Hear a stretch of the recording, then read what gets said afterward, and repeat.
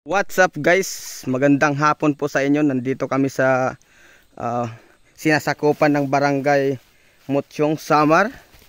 Dumayo kami dito kasi dito yung spot ng mga pako. Dito yung maraming pako. Parang walang katapusan dito yung pako. Sa sobrang dami at lawak ng may pakong puno ng pako. Ano? Yan o guys. Yan o. Ang lalaki pa naman guys. Ang tataba. Kaso nga lang, kailangan lang natin mag-ingat dahil nga masukal sa baba. Baka mayroon mga insekto or mga pwedeng kumagat sa'yo. Kaya kailangan mo lang ganunin yung paa mo. Parang anuhin mo lang. Yan o. Ito, di ba? Tataba, mga talbos ng pako. Yun. Satisfying yung dating. Ay, ato na. Ito yo. Pasensya na kasi kayo sa aking kasama dahil buta to.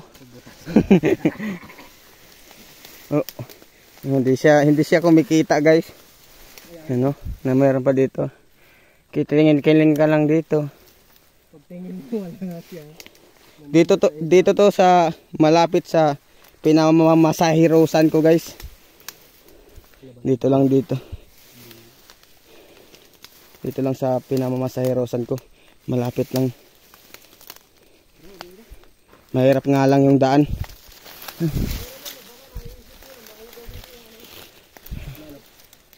Laka. Paano panlaka magbinangabangan to bol? Yan. So ayun nandun pa yung isa. Yung isang mutato. So yan. Pako. Hindi mo nakikita na marami. So paki-comment na lang guys. At paki-like na din. Paki-comment kung sino yung nakatira sa lugar na marami din yung pako. Gaya dito. Papakita ko mamaya kung gaano talaga to kalawak. So, yan. So please keep watching mga guys. So ayun guys, nangunguha na sila ng ng pako. Tapos ako naman kasi sapa to. Pero tinatawag nila tong ilog. So ang daming bato. Napaka-satisfying. Ayan. Tapos mayroon dito mga laka. Itong tawag dito sa amin laka. Parang suso lang siya. Pero alam nyo naman yan. Basta kahawig lang siya ng suso. Pero ilog. Sa ilog lang nakuha yung laka.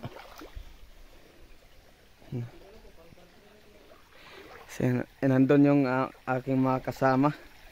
Para mayroon daw kaming maulam mamayang gabi. Diba? Nakatipid ka na ng ulam. Fresh pa yung ulam nyo mamayang gabi. Guys, anong masasabi nyo sa inyong pamamako?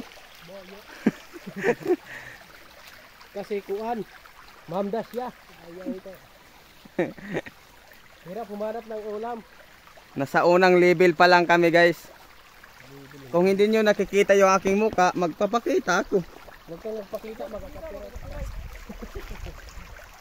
So yan, ilog yan. Ilog pero mababaw. Dati sabi ng aking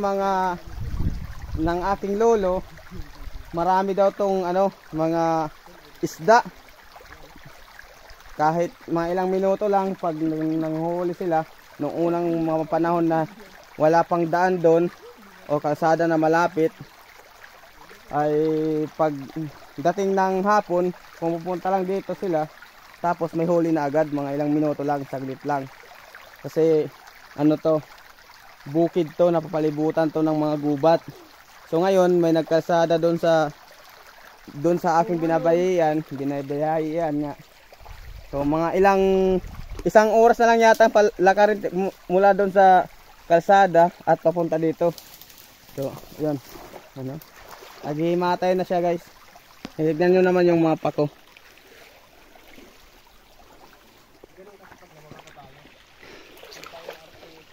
Yan. So, hindi namin to bibinta guys kasi ulam na namin to mga isang buwan. Ulamin namin yan.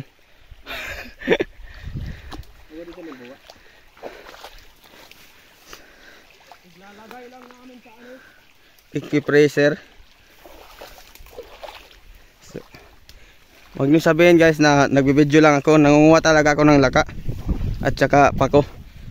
Tapos nagbibideo ako, hindi na ako nangunguha kasi nagbibideo pa ako. Maliban sa pako guys na aming kinuha, mayroon din mga prutas dito na matatagpuan sa mga ilalim ng mga pako, puno ng pako ba? Ilalim ng puno ng pako. Yan guys. Yan, prutas yan guys. Pakita ko sa inyo. Ang tawag pala dito sa nila, dito sa prutas na to ay ito, pipino. Pipinong gubat. Oh, pipinong gubat.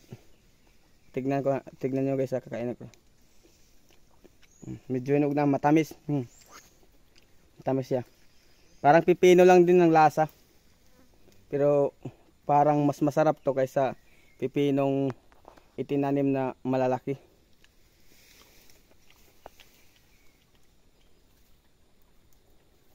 Ito kasi guys, native. Dito lang yan sa dito sa mga puno-puno. Puno ng mga pako. So ayan guys, ito hinog na to. Ayan. Yung kulay itim, ayan yung hinog na. Tapos ito naman yung mga hilaw pa. Ayan. O, diba? Ayos. So yun, bukod sa pako, mayroon kang makukuha na ganito. Marami, bawat siguro pako, mayroon ganitong pipino na native. Yan. Native pipino. So yan. Medyo malayo-layo na din yung aming narating guys. Maya siguro maghahanap na kami ng laka para kanyang combination ba na kagataan siya tapos may laka tapos may pako, di ba? Kung sino nakatikim niyan, alam niya yan yung kung ano ang lasa. Ang porsigido si Boy Supot noon. Si Boy Supot yan noon. Ngayon hindi na nag-vlog kasi supot.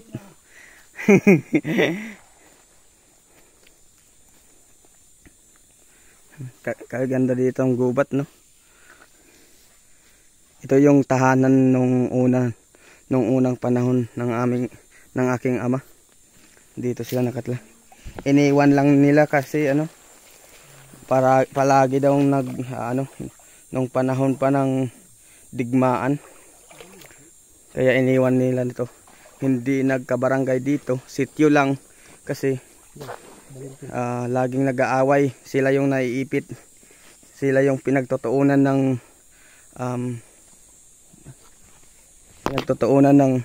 mga sundalo ng pananakit. Yan. So yan guys na yung pako. Sobrang tataba niyan guys. Mataba ng mga pako dito. Mga healthy. Tapos yan, pakita mo laka. Meron kaming kuan, basiyo. Yan. Yan, di ba? So ngayon, hapon na. Alas 3 na. Mag alas 3 na. Mamako pa kami pero pupokus muna kami sa laka. Para kanyang madami naman to. Dalawa lang naman kami. Tapos yung isa, mayroon siyang tinago doon sa kanya. So, yan. Yan. Kung makikita nyo kasi dito, pag pupunta kayo dito, madami yung pako talaga na parang lang siya, damo pero pako siya. Pako na lang yung nakatira dito. Kasi to, inaabot to ng baha, pupunta doon. Pag mga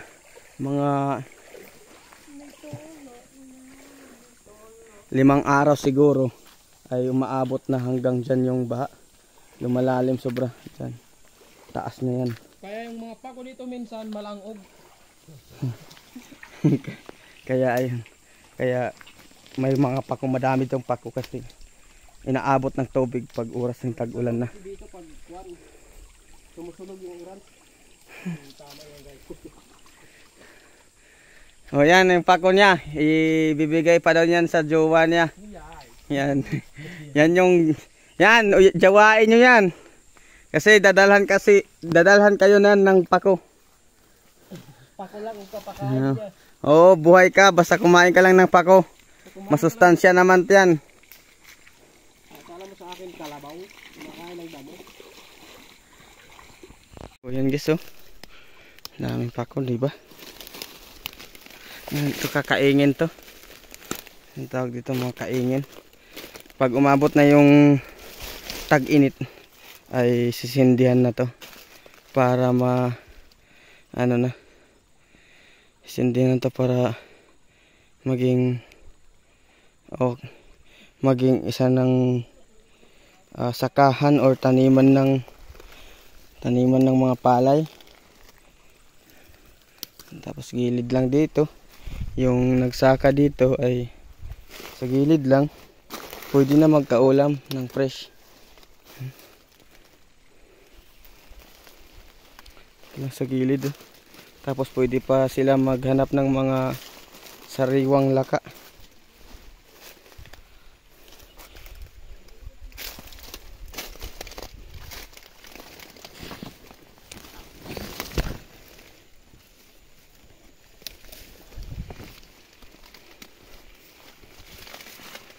So, sabi daw ng kasama ko na isa, masakit na daw yung tiyan na.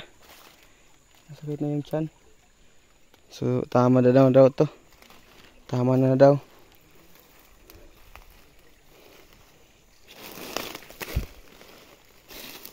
Uwi na yata kami kasi nakadami na naman kami. Okay na yun. Kami lang naman dalawa.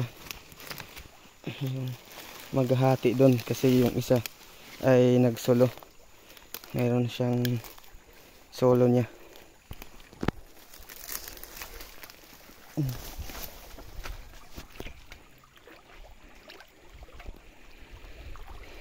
So yan guys, so uwi na kami.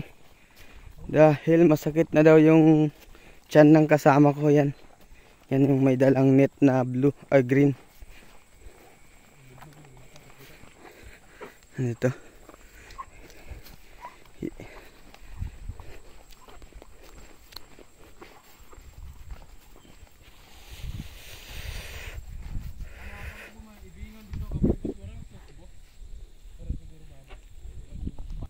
Ganda dito ng view.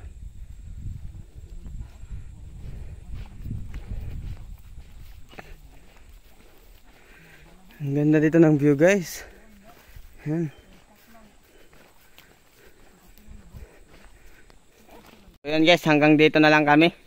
Yan, naghahanda para umuwi. Yan yung kanyang pako na solo niya. Apiki. Itakin mo siya. Hindi kaya ibukod mo. Tandaan sa'yo. Yung paki namin may kasamang laka. Pakit. Anay. Yung pakit. Kamot daran. Pakit.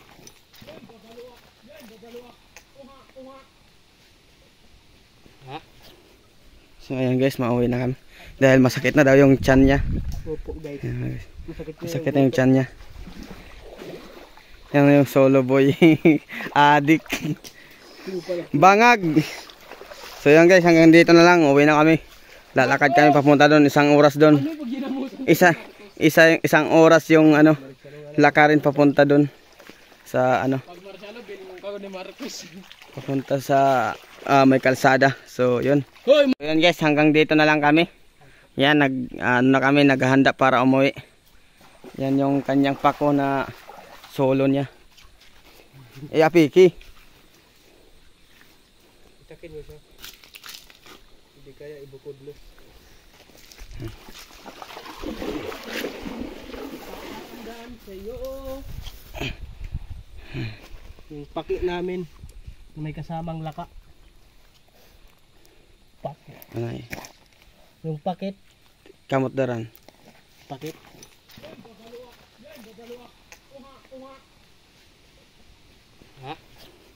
So ayan guys, mauwi na kami. Dahil masakit na daw yung tiyan niya. Opo guys. Ayan, guys. Masakit Masakit na yung tiyan niya. Yan yung solo boy. Adik.